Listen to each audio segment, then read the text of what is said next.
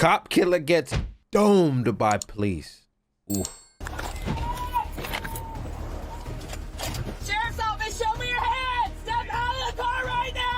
Hi everyone, Donut here. Today I'm going to be breaking down a video out of Charlotte County, Florida that's both heroic and tragic. This incident involves an ambush on a deputy who was just trying to help someone in need, and the incredible response that prevented further bloodshed. It's a tough one, but we're going to walk through what happened, the decisions that were made, and the actions that saved lives. Let's get into it, but first, there is going to be an ad on this video. I appreciate everyone who sticks around for this ad because I will be donating $10,000 to the families of the fallen sergeant. Your support truly makes a difference, and I love you all. Now for our sponsor. Our sponsor for this video is Raycon earbuds. Hell yeah, it's 2025. All of the trap will get you Raycon.com.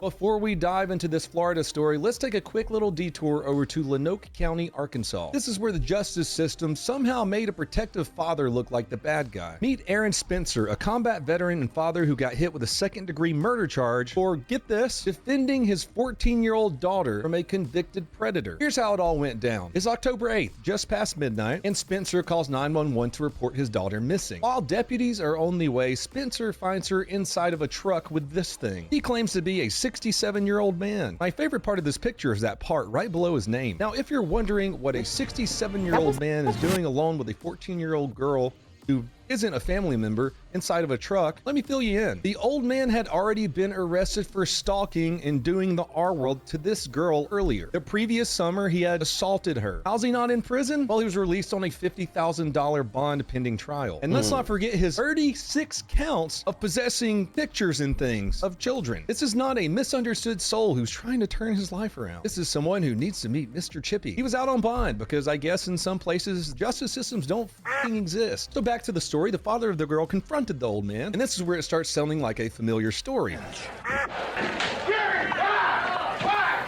If you've seen that clip or you've seen Jody Plache on the Unsubscribed podcast, you know exactly what I'm talking about. It's raw, it's emotional, and it's exactly the type of thing most parents would do when they are pushed to their limit. Which, by the way, look up that 1984 incident involving Gary Plache and his son, Jody. Jody wrote an excellent book about it that you can get on Amazon. We actually recreated that awesome under-the-arm headshot on Brandon Herrera's channel. That video is called Dad Kills Son's Kidnapper, recreating the Gary Plache shot. That involved Eli Double Tap, Fat Electrician, King Trout, myself, and Brandon Herrera trying to make that shot. In a similar way to the Jody and Gary Plache incident, things got heated. The father ended up shooting the old creep, which from what I've already told you, he shouldn't be charged with anything. You think that would just be the f***ing end of it? The prosecutor decided that Spencer needed to be charged with second-degree murder and tacked on a firearm enhancement just for fun. I mean, let's be clear. The dead guy isn't someone who's just trying to explain a misunderstanding. This dude had a no-contact order. The 14-year-old daughter's mom even thought that the suspect might even kill her daughter to silence her. And yet here we are with the father sitting in jail. This sounds like self-defense to me. Sheriff John Staley, who seems to be one of the only people who has common sense in this mess, summed it up pretty well. He said, as a parent, I can't tell you I wouldn't act the same way. At the end of the day, it is the prosecutor who decides to file the charges. And they decided that the father should be treated like a criminal when he was trying to protect his daughter. Damn, this guy's trying to protect his daughter and they putting him in jail because some guy was trying to, some PDF was trying to do some crazy shit. Anyways, had to get that one off my chest. Let's get on to our main video. Charlotte County, Florida, December 15th, 2024, 3 p.m. A Charlotte County deputy was doing what they do, running license plates. He came across a white pickup truck with a financial suspension, meaning that they didn't have any insurance. He pulls the truck into a gas station where things seem pretty normal. Simple, routine traffic stop. Someone doesn't have insurance on their car. The driver was cooperative, explaining that he was just homeless and living out of his truck at the time. For over an hour, the deputy sat there and worked with him to try and resolve the insurance issue. He didn't just write him a ticket and tell him, oh, too bad. He was actually trying to help this man. He went so far as to try and contact his insurance provider so his truck wasn't towed. Above and beyond for an officer. But how was that officer's kindness repaid? Sadly, with extreme violence. Now you can see there that the deputy was right at the end of the man's truck, just out of sight of the security camera. The deputy was struck multiple times. Even while on the ground, he was shot. He had no time to even defend himself. Shooter didn't stop there though. After the attack, he fled the scene, swapping out his Florida tags for Georgia tags, then donning a ballistic vest loaded with armor, magazines, and even medical equipment. It kind of sounds like he was prepared for a fight. A multi-agency manhunt kicked off immediately. About an hour later, the suspect's truck was spotted in a Popeyes parking lot. Corporal Nate Edwards was the first to spot the vehicle and called for backup. Deputy Andrea Short arrived within minutes, and the two began a tactical approach, fully aware that they were dealing with someone who was willing to kill a police officer.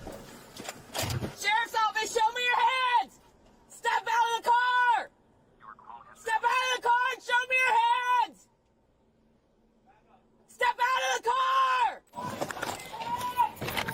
Bro, what is this red Mustang doing? Step out of the car! Get back up.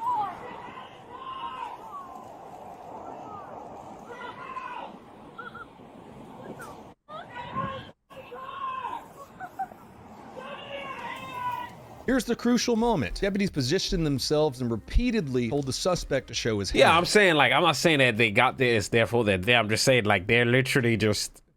Instead of complying, the suspect Maybe they just made froze an overt up. movement towards the rifle sitting in his lap. Go through the drive-through side. Step out of the car right now!